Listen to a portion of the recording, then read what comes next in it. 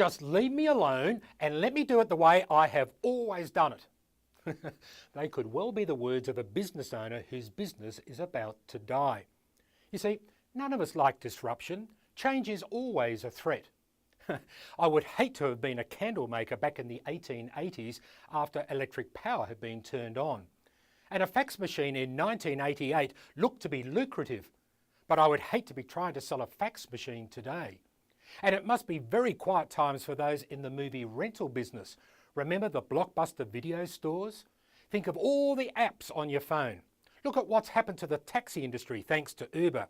And whatever happened to that CD collection you had?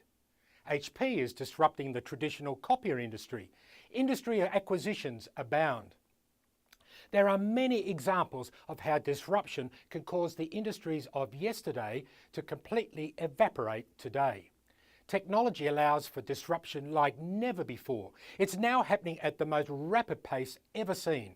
Ever. The once mighty brick and mortar fortress is quickly cracking from the weight of invisible competition.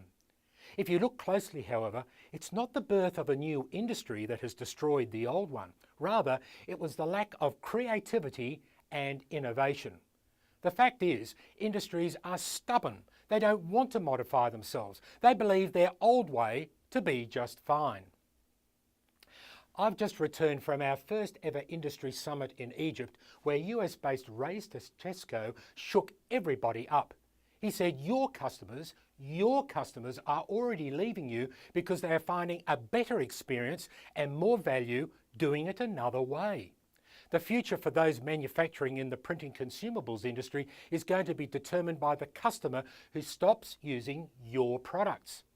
Stachesco urges all of us to think about the successes of organisations such as Facebook, Amazon or Netflix. Facebook changed the way of communication and collaboration. Amazon delivers the shopping mall to your door. Netflix brings the theatre into your living room.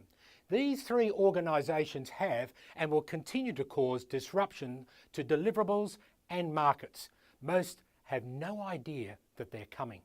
That's because most are relying on the security of their bricks and mortar strategy of yesterday and today to survive until tomorrow.